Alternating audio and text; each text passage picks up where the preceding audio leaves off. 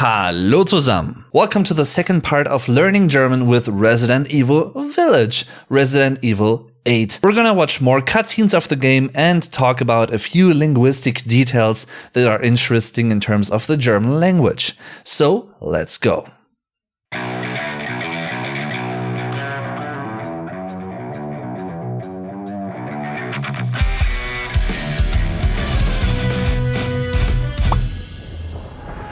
Keine Sorge, ich halte sie auf. Mit Rose' Hilfe kann ich Miranda töten. Armer Ethan. Interesting choice of words here, because he says, armer Ethan, poor Ethan, like he's mocking him, right? He's showing that he's superior and Ethan is inferior. It's arm, poor, it's an adjective. Arm, ärmer, am ärmsten. And by the way, I don't know who the voice actor for Heisenberg is, but I love his delivery here. A really laid back, but still very dangerous persona. You really sense not just from what he's saying, but the way he's speaking pretty much and expressing himself, that he seems to be calm on the surface, but he's very dangerous when you go deeper. So I love that. Damn, this boss fight, or like mini boss fight. I was so afraid when he appeared the first time, gotta be honest.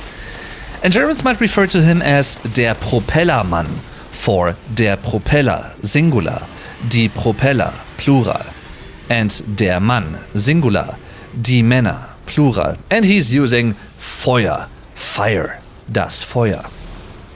Yes. A very dangerous but cool little creature. Sieh dir das an. Die haben meine Männer mir vorhin geschickt. Miranda. Sind noch mehr. Might have heard that they say Miranda, not Miranda, so sort of a Germanization. Wir holen deine Tochter da raus, versprochen. Zusammen. Verlass dich drauf. Und wenn ich Miranda finde, bring ich sie um. Okay dann. Nimm den hier. Und eins noch. Spiel nicht den Helden. Don't play the hero. Spiel nicht den Helden, for der Held, singular, die Helden, plural. And I loved that little, like, smirky kind of face, smirking. I love that he isn't the evil one, but the facial expression, der Gesichtsausdruck, right there, when he, when Ethan said, I'm gonna kill Miranda, das Lächeln. It's pretty much a nominalized form of the verb lächeln. To smirk, to smile. That was priceless. I love that. This boss fight is so ridiculous and over the top, but it's awesome. Gotta love it.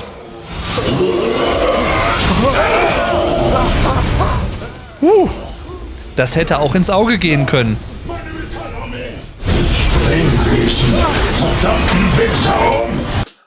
Ich bring diesen verdammten Wichser um. Very vulgar and, explicit, dare I say, for der Wichser, singular, die Wichser, plural. But what a cool boss. Like all the bosses and their distinct areas, like the Puppenhaus, right? The dollhouse. And das Schloss, the castle. So unique, so memorable, right? And that really adds up to the quality of the game, in my opinion. Du ahnst nie was, oder? Selbst Mia konnte ich dir vorspielen. Armer Ethan. Mocking him once again, intimidating him as well. Jemanden einschüchtern, to intimidate someone. And that's pretty much what's happening here. By just saying something like, Ethan, right? And the intonation is also very important here, but perfectly delivered. And of course, the reveal right here, after you beat Heisenberg, wow. Love this part of the game, and especially that special room. Everyone who's played the game already knows which room I'm referring to, where you really learn about the origins of Umbrella and how it's like everything's connected to this right here. Actually, I was so impressed that immediately after I finished watching the Let's Play to this game, I decided to record a podcast episode, an episode of The German Podcast. I think it's episode 18, where I talk about this game, Resident Evil Village, and also the 7th one, the previous one, because they are both connected. So if you want to learn some German along the way, you want to listen to some German, someone speaking German, right? Using that as a listening comprehension, or you just like podcasts and German, the German language, feel free to check out The German Podcast, episode 18. You can find it on Spotify and pretty much Apple Podcasts, I think, everywhere else. So if you want to listen to that, appreciate it, enjoy.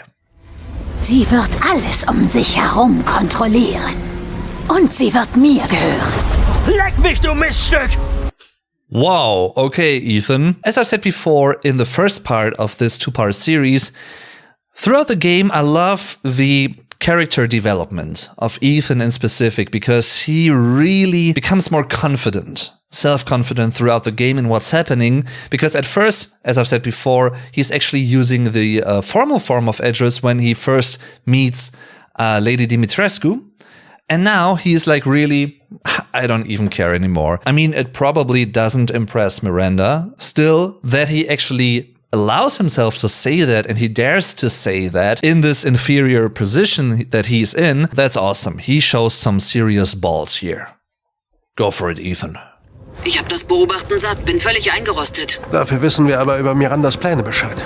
Dass sie sich in Mia verwandeln konnte, ist echt krass. That sentence is really interesting linguistically speaking, the sentence structure, because you might have noticed that this sentence begins with a das, with a double S, which is different to the usual das, the article, that is.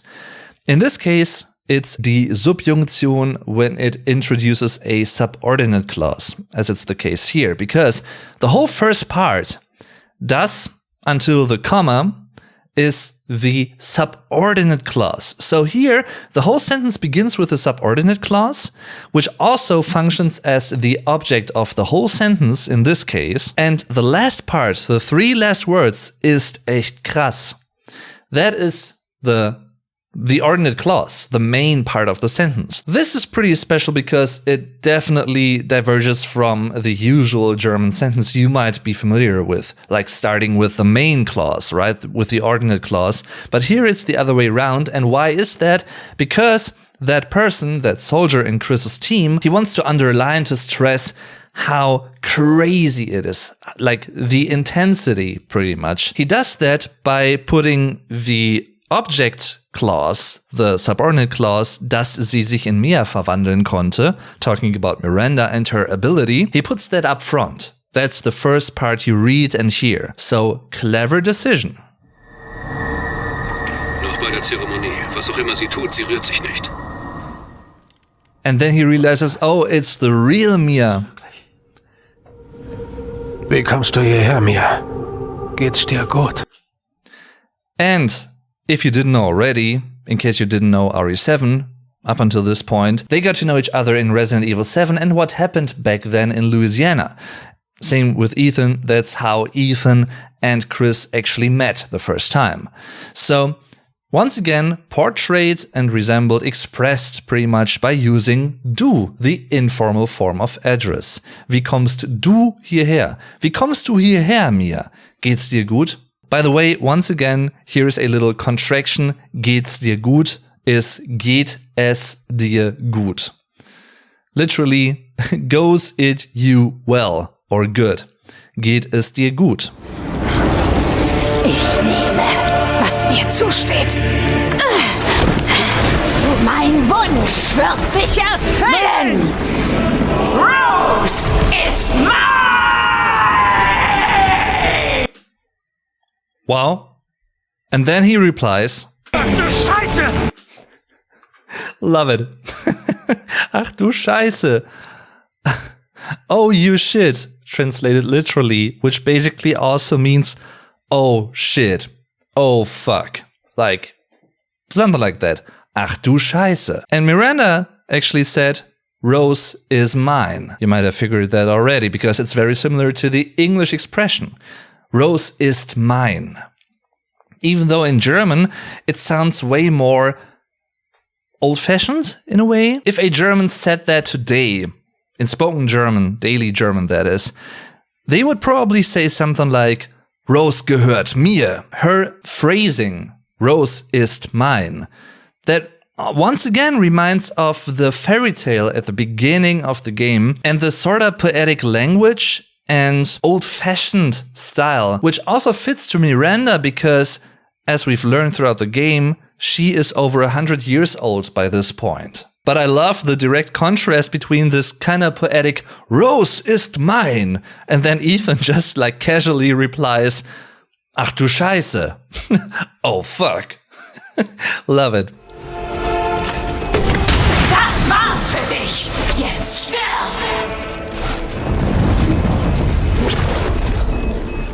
Warum? Warum stirbst du?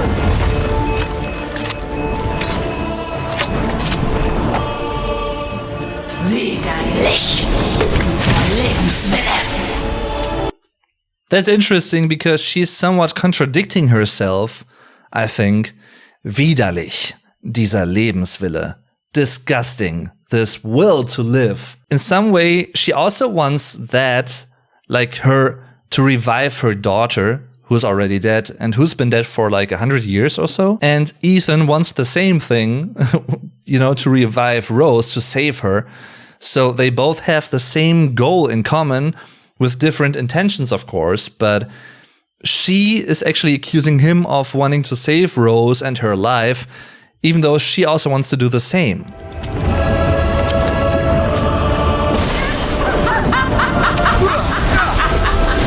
Die Dorfbewohner, die 4 neuen Kinder.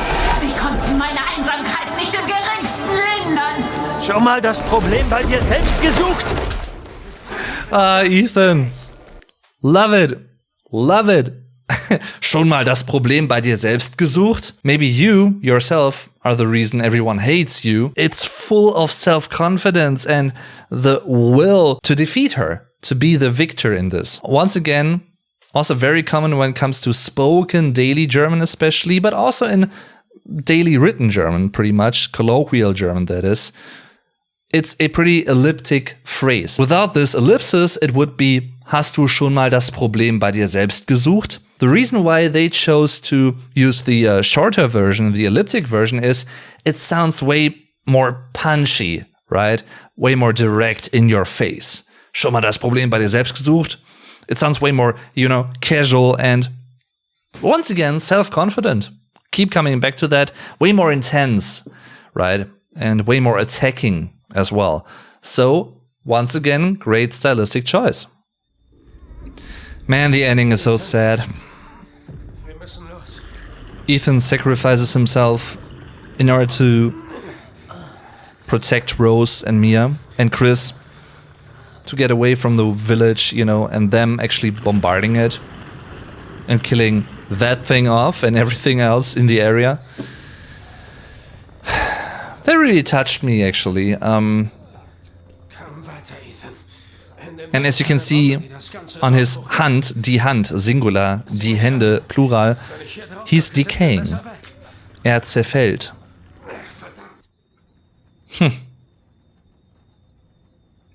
Full circle. The village, you know. And the story behind it. Love this ending, this outro. And I'm really looking forward to RE9. Maybe with Rose as the protagonist. Du musst dich zusammenreißen, Rose. Interesting, she's talking to herself there. Du musst dich zusammenreißen, Rose. You really have to keep yourself together, Rose. Like, you have to control your feelings better. Du bist ihm wirklich ähnlich.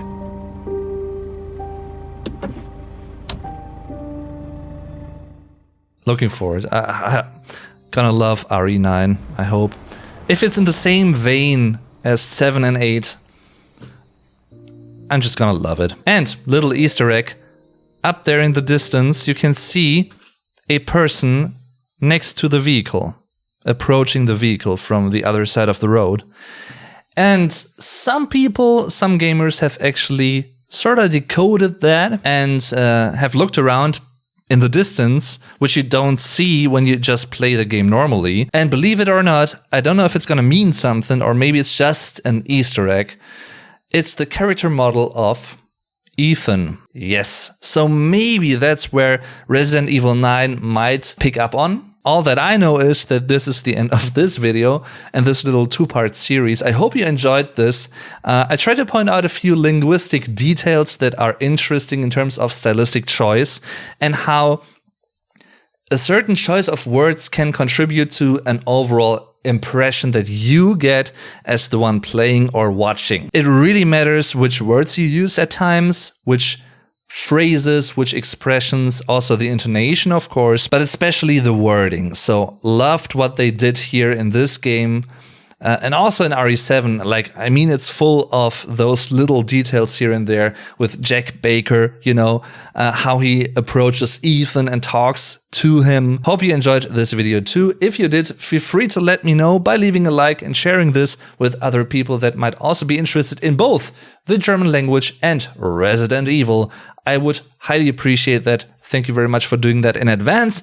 And also check out my other video series on this channel, much more out there. So feel free to check that out. I'm your Vlog Dave. Tschüss, thanks for watching und bis zum nächsten Mal.